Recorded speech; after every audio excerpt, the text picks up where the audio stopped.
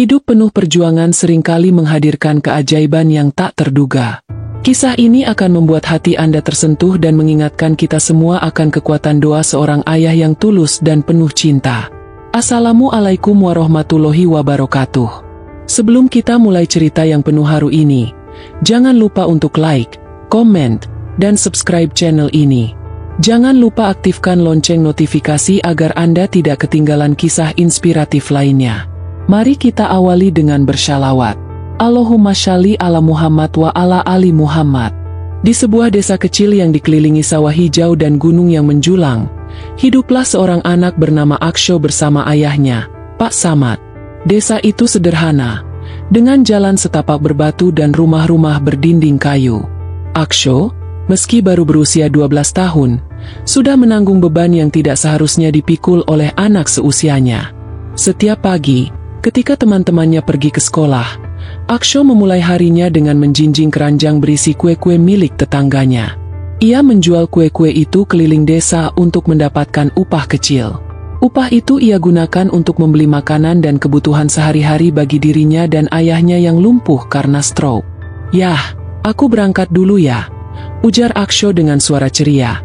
Meski ia tahu tugasnya berat, sebelum melangkah keluar, ia selalu mencium tangan ayahnya, memberikan kehangatan yang tak tergantikan. "Hati-hati, nak, jangan lupa sholat, ya," jawab Pak Samad dengan suara parau. Matanya menyiratkan rasa syukur sekaligus sedih melihat anaknya yang begitu gigih. Setiap hari, Aksho berjalan kaki menembus panas dan hujan. Tubuh kecilnya tak pernah lelah membawa keranjang kue yang seringkali lebih berat dari tenaganya. Jalan yang ia lalui tidaklah mudah. Kadang-kadang ia harus melewati jalan berlumpur ketika hujan turun, atau menahan teriknya matahari. Di siang hari, namun, Aksho tidak pernah mengeluh.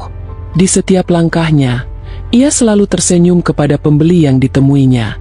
"Kue hangat, Bu, barusan matang," serunya riang sambil menawarkan kue ke tetangga-tetangganya.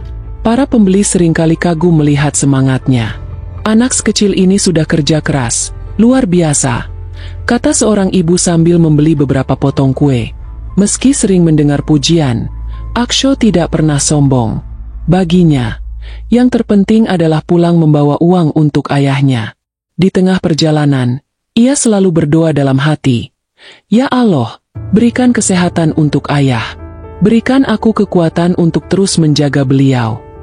Pak Samad, ayahnya, telah menderita stroke selama 3 tahun terakhir. Dulunya, ia adalah seorang petani yang gigih. Namun, setelah terserang stroke, hidupnya berubah total. Ia hanya bisa terbaring di tempat tidur dengan tubuh yang tak lagi mampu digerakkan. Meski begitu, ia adalah seorang ayah yang penuh cinta. Setiap malam, ia berdoa dalam diam, "Ya Allah, jagalah anakku. Berikan dia kekuatan untuk menghadapi dunia yang keras ini." Doanya lirih, air mata mengalir di pipinya. Ia tahu bahwa Aksho telah mengorbankan masa kecilnya untuk mengurus dirinya, dan itu membuat hatinya remuk. "Andai saja aku bisa bekerja lagi," gumamnya dalam hati. Namun, setiap kali Aksho pulang dan menceritakan bagaimana ia berhasil menjual semua kue, Pak Samad merasa sedikit lega. "Ayah, aku jual semua kuenya tadi. Alhamdulillah kita bisa makan malam ini," ujar Aksho sambil menyerahkan uang kepada ayahnya. Senyum lemah Pak Samad adalah sumber kebahagiaan bagi Aksho. Hari itu, tubuh kecil Aksho terasa lemas. Ia merasa demam sejak pagi, tapi ia tetap memaksakan diri untuk keluar rumah. "Aku harus bekerja. Kalau aku tidak jualan, siapa yang akan beli makan untuk ayah?" pikirnya sambil mengambil keranjang kue. Pak Samad, yang menyadari kondisi anaknya, mencoba mencegahnya. "Nak, kamu istirahat saja hari ini. Ayah tidak apa-apa kalau kita tidak makan," kata Pak Samad. Suaranya penuh kekhawatiran. Namun, Aksho menggelengkan kepala dengan tegas. "Tidak, Yah, aku harus pergi. Allah pasti akan memberiku kekuatan," jawabnya. Meski tubuhnya terasa semakin panas, ia melangkah keluar rumah dengan langkah gontai. Sepanjang jalan, ia terus berdoa agar diberikan kekuatan. Namun, Tubuhnya semakin tak bertenaga. Ketika ia sampai di rumah pembeli pertama, ia mulai merasa pusing. "Dek, kamu baik-baik saja?" tanya seorang ibu yang membeli kue darinya. Aksho hanya tersenyum tipis dan mengangguk. Ia tidak ingin orang lain tahu betapa sakitnya ia. Namun, di tengah perjalanan menuju rumah pembeli berikutnya, tubuh Aksho tak lagi mampu bertahan. Ia terjatuh di jalan setapak yang berbatu. Keranjang kue yang dibawanya terlempar, dan isinya berserakan di tanah. Beberapa tetangga yang melihatnya segera berlari menghampiri.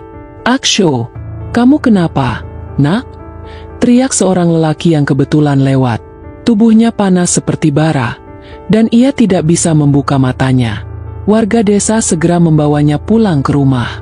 Ketika sampai di rumah, Pak Samad menangis melihat kondisi anaknya. "Ya Allah, apa yang terjadi dengan anakku?" tangisnya penuh kepedihan. Malam itu, tubuh kecil Aksho terbaring lemah.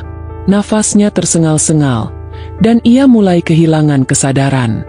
"Yah, maafkan aku capek," bisiknya pelan sebelum akhirnya ia pergi untuk selamanya. Pak Samad hanya bisa menangis dan memeluk tubuh anaknya yang sudah tidak bernyawa. "Ya Allah, kenapa engkau mengambil dia dariku? Dia satu-satunya yang aku miliki," serunya penuh duka. Air matanya tak berhenti mengalir. Malam itu adalah malam yang paling kelam bagi Pak Samad. Rumahnya yang biasanya dipenuhi suara ceria Aksho kini terasa sunyi, seperti kehilangan jiwa. Tubuh kecil Aksho terbujur kaku di atas tikar sederhana. Pak Samad hanya bisa memandanginya dengan tatapan kosong. Air mata mengalir deras di wajahnya yang sudah dipenuhi kerutan. "Ya Allah, kenapa engkau mengambil dia dariku? Apa salahku sehingga aku harus kehilangan satu-satunya orang yang aku miliki?" isaknya dengan suara parau. Tangannya yang gemetar mencoba mengusap kepala Aksho, seolah ingin memastikan bahwa ini hanyalah mimpi buruk. Namun, kenyataan begitu kejam. Para tetangga datang satu persatu untuk memberikan dukungan. "Sabar ya, Pak Samad. Ini semua sudah takdir Allah," ucap seorang tetangga mencoba menenangkan. Tapi, tidak ada kata-kata yang mampu mengobati luka di hati seorang ayah yang baru saja kehilangan anak semata wayangnya. Dia masih terlalu muda. Dia belum sempat menikmati hidup. Gumam Pak Samad sambil menggenggam tangan dingin anaknya. Pemakaman Aksho dilakukan keesokan harinya. Desa itu menjadi saksi duka mendalam yang dirasakan oleh Pak Samad. Meskipun tubuhnya lemah, ia bersikeras untuk ikut mengantarkan jenazah anaknya ke pemakaman. Dengan dibantu oleh para tetangga, Pak Samad duduk di kursi roda tua sambil memandang keranda yang dibawa menuju tempat peristirahatan terakhir anaknya. Langit tampak mendung, seolah turut berduka atas kehilangan ini. Di sepanjang jalan, suara tangis lirih terdengar dari orang-orang yang mengenal Aksho. Anak itu memang dikenal sebagai sosok yang baik hati dan penuh semangat. "Nak, ayah tidak akan pernah lupa senyum dan tawa kecilmu," bisik Pak Samad dengan suara bergetar saat tanah mulai menutupi jasad Aksho. Ketika prosesi pemakaman selesai, Pak Samad tetap duduk di sana, menatap gundukan tanah yang kini menjadi rumah terakhir bagi anaknya. "Aku tidak tahu bagaimana aku bisa hidup tanpamu, nak," katanya pelan, nyaris tak terdengar. Hari-hari setelah kepergian Aksho adalah hari-hari yang penuh kesepian bagi Pak Samad. Rumah kecil yang dulu dipenuhi suara langkah kaki dan tawa kecil kini hanya dipenuhi oleh suara angin yang berhembus melalui celah-celah dinding kayu. Pak Samad hanya bisa terbaring di tempat tidurnya, memandangi langit-langit dengan tatapan hampa. Tidak ada lagi yang menyuapinya makan, tidak ada lagi yang menyisir rambutnya dengan penuh kasih. Setiap malam, ia menangis sendirian. "Ya Allah, kenapa engkau membiarkan aku hidup dalam kondisi seperti ini? Kenapa engkau tidak mengambilku saja bersamanya?"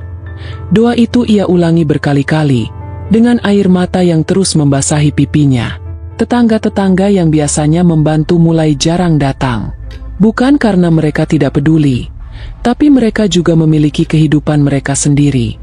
Pak Samad merasa benar-benar sendiri.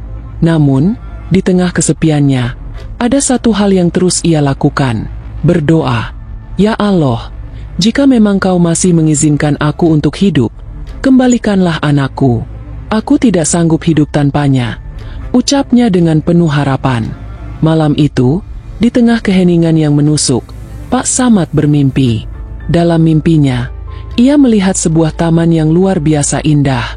Pohon-pohon rindang berdiri kokoh, dan bunga-bunga berwarna-warni bermekaran di sekitarnya.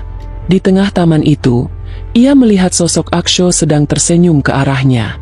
"Ayah, jangan berhenti berdoa.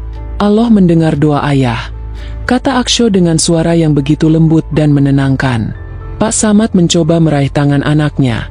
Namun sebelum ia berhasil, sosok Aksho menghilang seperti hembusan angin. Pak Samad terbangun dengan air mata mengalir di wajahnya. Hatinya yang sebelumnya penuh kehampaan kini sedikit dipenuhi harapan. "Mungkinkah Allah benar-benar akan mendengar doaku?" pikirnya dalam hati. Meski tubuhnya lemah, Pak Samad mengumpulkan kekuatan untuk bersujud di atas tikarnya.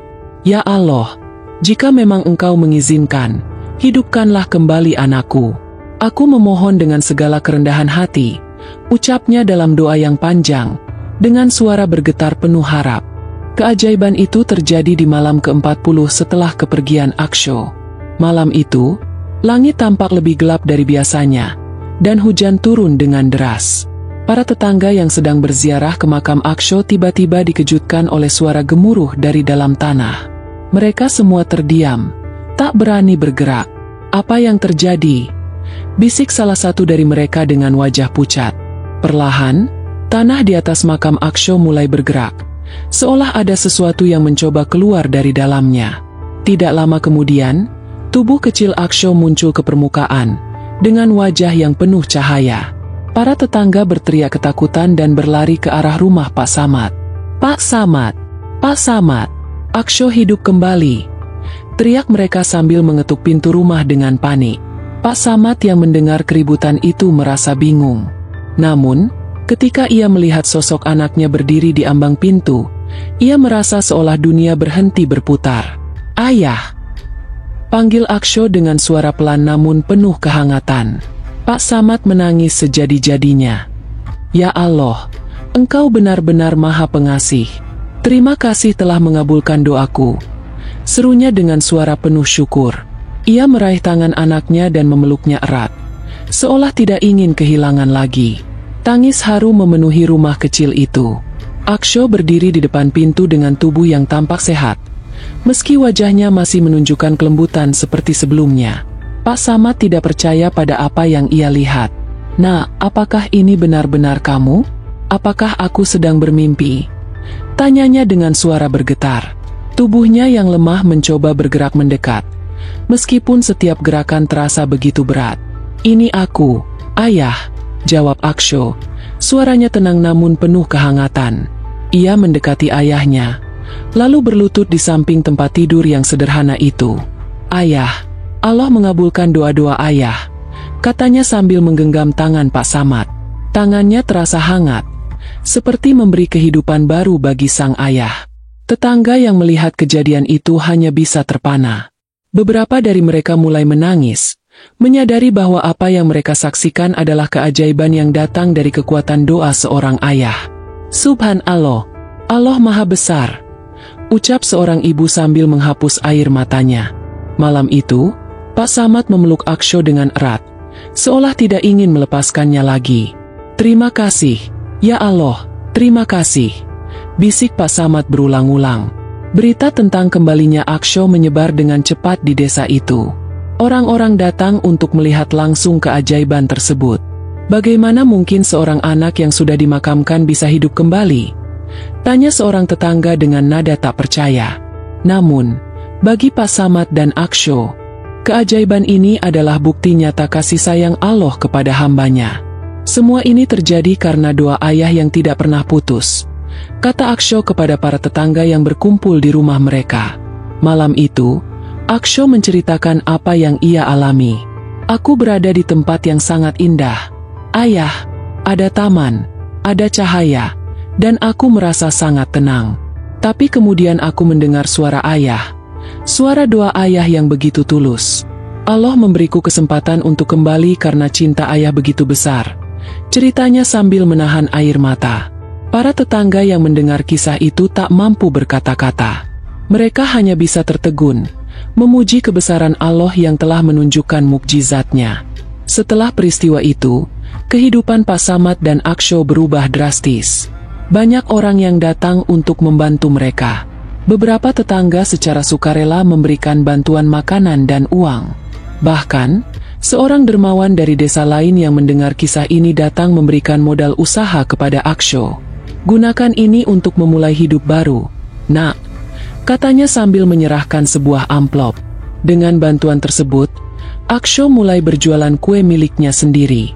Ia membuat kue dengan resep sederhana yang ia pelajari dari tetangganya. "Ayah, mulai sekarang kita akan lebih mandiri," kata Aksho sambil tersenyum. Ia tidak lagi harus berkeliling menjual kue milik orang lain. Kini, ia memiliki lapak kecil di depan rumah yang selalu dipenuhi pembeli. Pak Samad yang perlahan mulai pulih dari depresinya merasa sangat bangga. "Aku tidak akan pernah berhenti bersyukur. Nak, kau adalah hadiah terbesar dalam hidupku," katanya sambil memandang Aksho yang sibuk melayani pembeli. Namun, meski hidup mereka mulai membaik, Aksho dan Pak Samad tidak pernah melupakan doa dan rasa syukur kepada Allah. Setiap malam, mereka selalu menyempatkan waktu untuk berdoa bersama. "Ya Allah, terima kasih atas semua nikmat yang telah Engkau berikan. Kami mohon, bimbinglah kami agar selalu berada di jalan MU," ucap Pak Samad dengan suara lirih.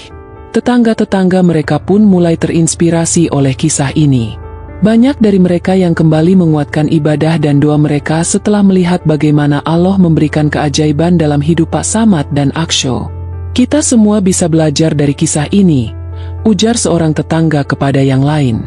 Kisah mereka pun mulai menyebar ke desa-desa tetangga, bahkan sampai ke kota. Orang-orang datang untuk mendengar langsung cerita mereka, dan banyak dari mereka yang pergi dengan hati yang penuh harapan dan keyakinan bahwa doa adalah senjata terkuat seorang hamba.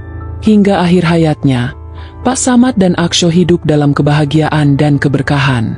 Pak Samad, meskipun tubuhnya tetap lemah karena stroke, selalu merasa kuat setiap kali melihat senyuman anaknya. "Ayah tidak pernah membayangkan akan hidup seindah ini, Nak," katanya suatu hari sambil menggenggam tangan Aksho. Sementara itu, Aksho tumbuh menjadi pemuda yang penuh tanggung jawab dan semakin rajin membantu orang-orang di sekitarnya. Ayah selalu bilang, "Hidup ini adalah anugerah dari Allah. Maka, kita harus menggunakannya untuk kebaikan," katanya kepada teman-temannya. Kehidupan mereka menjadi inspirasi bagi banyak orang. Di setiap langkahnya, mereka selalu mengingatkan diri untuk bersyukur atas mukjizat yang pernah mereka alami. Allah tidak pernah meninggalkan kita. "Ayah, selama kita terus berdoa, Allah pasti mendengar," ucap Aksho suatu malam sambil memandang bintang di langit. Kisah mereka mengajarkan bahwa cinta, doa, dan keyakinan kepada Allah bisa menghadirkan keajaiban, bahkan di saat yang paling gelap sekalipun. Sahabat semua, semoga kisah ini menjadi pengingat bahwa kita tidak pernah sendiri. Jangan pernah berhenti berdoa, karena Allah selalu mendengar kita. Jangan lupa like, komen, dan subscribe channel ini untuk mendapatkan lebih banyak cerita inspiratif. Kita berjumpa kembali di video selanjutnya. Wassalamualaikum warahmatullahi wabarakatuh.